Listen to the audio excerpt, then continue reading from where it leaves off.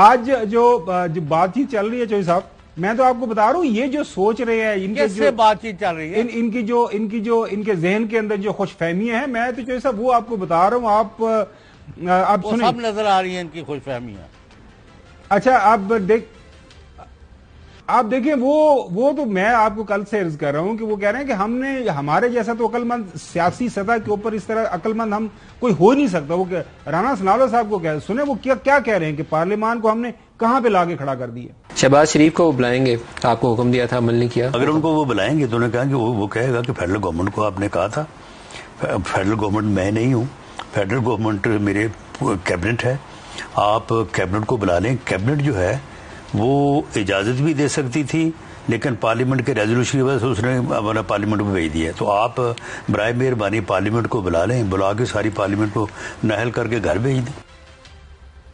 جناب اعلیٰ آپ دیکھیں چوہی صاحب آپ کو سمجھ آ رہی نا وہ کیا سمجھ رہے ہیں. میں تو چوہی صاحب ان کی آپ کو بات بتا رہا ہوں. اسلام آباد سے آپ نے آدھے بندوں کو گھر بٹھایا ہوا ہے خبر، تو آپ پھر بھی چلا رہے ہو نا. اچھا تو اگر باقی بھی گھر بیٹھ جائیں گے تو کیا قیامت آ جائے گی؟ کیا باتیں کر. اچھا آگے اب اعتزاز صاحب جو ہے، اعتزاز احسن صاحب، وہ تو پہلے دن سے چوہی صاحب آئین اور قانون کی بات کر رہے ہیں، لیکن ان کی بات کو سن نہیں رہا ابھی تک.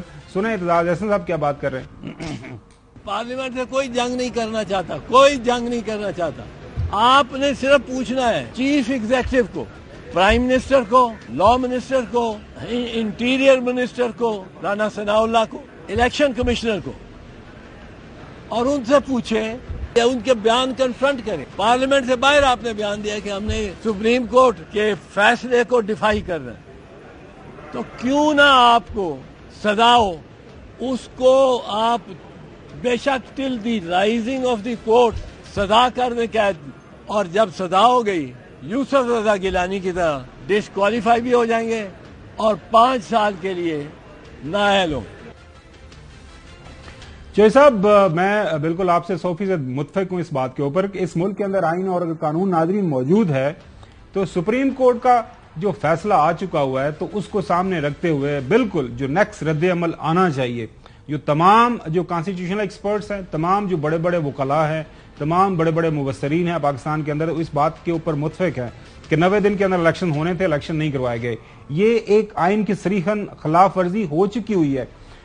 جب یہ خلاف ورزی ہو گئی ہے تو اس کے اوپر سزا بنتی ہے، اور اس سزا کیا بنتی ہے؟ نااہلی، جو ابھی اعتزاز احسن صاحب نے بات کی. لیکن ہمارے دوست شاہد حقان عباسی صاحب کہتے ہیں کہ سیاستدان جو ہیں وہ اس طرح کی نااہلیت جو ہے وہ برداشت کرتے رہتے. تو کیا ہو گیا؟ ہمیں اس طرح کی نااہلی جو ہے، نااہلی پن وہ ضرور برداشت کر لینا چاہیے. سنیں ذرا. یعنی انہوں نے خواہش ہے کہ کر دیو نااہل. ہاں سنیں ذرا. آپ کنفرنٹ کریں گے تو آپ پہ کنٹمپٹ لگے گی، یہ سٹیج آئے گی. کنفرنٹ آپ اگر اصولوں پر کریں گے تو کون کنٹمپٹ لگائے گا؟ کیوں کنٹمپٹ لگائے گا؟ لگائیں پھر. اگر یہی بات ہے کہ کنٹمپٹ صرف اپنی ساکھ کی بات ہے، اپنی انا کی بات ہے، تو ضرور لگائیں، کوئی فرق نہیں پڑتا. آپ تیار ہیں؟ یوسف گیلانی صاحب پر لگی تھی نا، 5 سال کے لیے باہر ہو گئے تھے جی، تو واپس آ گئے. 5 سال وہ جج لگائی تھی، وہ کہاں جو جج نے لگائی تھی. تو چوہی صاحب دیکھیں وہ جس انداز سے وہ اپنی گیم کو آگے بڑھا رہے ہیں پاکستان مسلم لیگ نون والے. اب ظاہر ہے وہ اوور دا ریکرز انہوں نے ان کی گیم ہے کیا؟ آپ ہی ہیں جو ان کی گیم سمجھتے ہیں. مجھے اور تو کوئی چوہی صاحب تسی خدا دی قسم کمال کر دیو. پچھلے 1 سال تو حکومت بیٹھے ہوئے نے، سارے انہوں نے اپنے کیسز اپنے معاف کروا لیے، اپنی جو پرسن اسپیسیفک قانون سازی ہے وہ کر رہے ہیں. انہوں نے کوئی ایسا ادارہ چھوڑا جس کے اندر انہوں نے تقسیم جو ہے جو چھوڑی ہے؟ انہوں نے اپنے آگے جو ہے پاکستان پیپلز پارٹی کو لگا دیا ہے. سو راجہ پرویز اشرف صاحب جو ہے وہ جو ہے اس وقت پاکستان مسلم لیگ نون کی جنگ لڑ رہے ہیں. ان کے ہراول دستے کا وہ بالکل لیڈر بنے ہوئے ہیں. سنیں ذرا. پارلیمان پر ہم نے کوئی قدغن لگا دی کہ آپ وہی قانون سازی کریں گے جو کوئی ABCD چاہے گا، یا کوئی سپریم کورٹ چاہے گا یا ہائی کورٹ چاہے گا، تو پھر وہ آئین سازی بھی انہی کو کرنی چاہیے. جورسڈکشن ہے اس میں آپ کیسے آ سکتے ہیں؟ اگر آپ آگے ہیں تو پھر یہ ظاہر ہے پھر آپ کی ڈومین میں بھی لوگ جانا شروع کر دیں گے. اب اگر آپ کسی پر اٹیک کریں گے تو وہ کیا کرے گا؟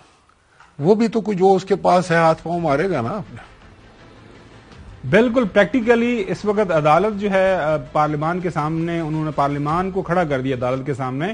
جو کل بھی ہم نے ذکر کیا تھا ناظرین، کل کی قائمہ کمیٹی کے اندر تنویر صاحب نے، جو ان کے قمر نوید صاحب ہے سوری پاکستان پیپلز پارٹی کے، انہوں نے کہا تھا کہ جناب اعلیٰ ہمارے پاس اگر ہمارے خلاف یہ کوئی نااہلی کی اس طرح کی موومنٹ ہوگی تو پارلیمان بھی کچھ کر سکتا ہے. آج اطاعت صاحب نے بھی اس کو دہرایا ہے.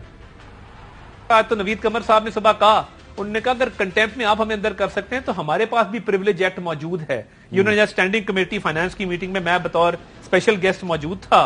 پریویلیج ایکٹ کے تحت پارلیمان کے پاس بھی اختیارات موجود ہیں کہ جب اس کا استحقاق مجروح ہو تو وہ بھی نوٹس سرو کر سکتی. یہ آج استحقاق مجروح کرے کوئی جج. یہ نوید قمر صاحب نے آج اسٹینڈنگ کمیٹی فائنانس کی میٹنگ میں کہا.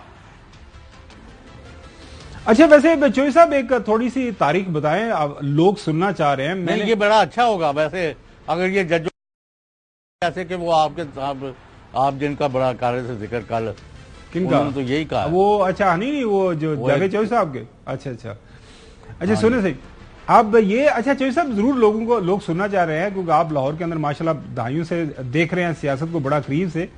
یہ جو تارڑ خاندان ہے دیکھنے کتنے زبردست انداز سے جو عطا تارڑ صاحب نے کل رات کو یہ ایک ٹیلی ویژن پروگرام کے اندر بیٹھ کے بات کی نا, انہوں نے چوہی صاحب اپنے اوپر کوئی بات نہیں لی.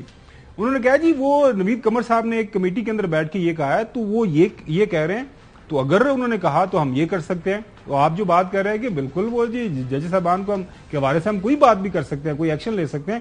تو یہ اس وقت جو لاہور سے جو میرے پاس خبریں آ رہی ہیں کہ تمام تر قانونی جو مشورے ہیں اور تارڑ خاندان اس معاملے کے اندر آپ بارز کو بھی سنبھال رہا ہے, قانونی مشورے بھی دے رہے ہیں اور سارے کا سارا.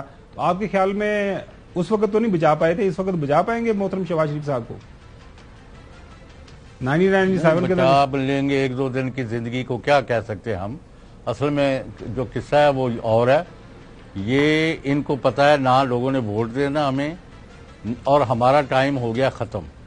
وہ جو ہوا ایک بنایا ہوا تھا نواز شریف آئے گا وہ اس کارڈ میں بھی کچھ نہیں. مریم نے بھی دورے کر کے دیکھ لیا تو ان کی بات تو بن نہیں رہی.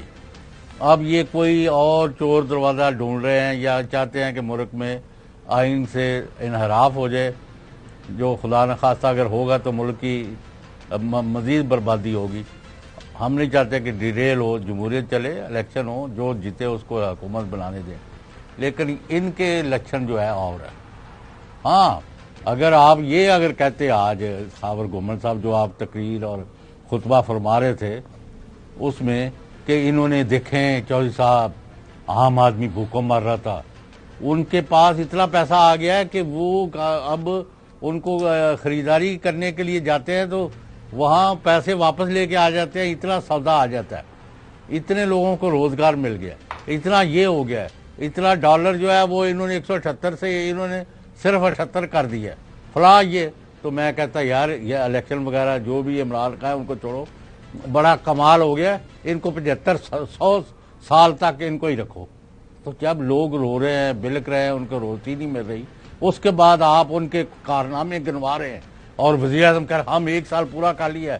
یہ کوئی کر نہیں سکتا تھا دنیا میں.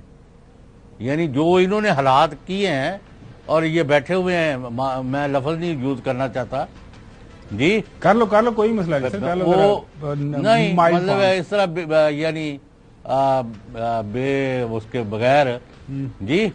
تو do not give them your shoulder to cry. ان کو جاؤ تسی اپنا کام جڑا کرنا آئے سو کر کے چلے جاؤ. Now people of Pakistan will give you a real lesson for all time to come.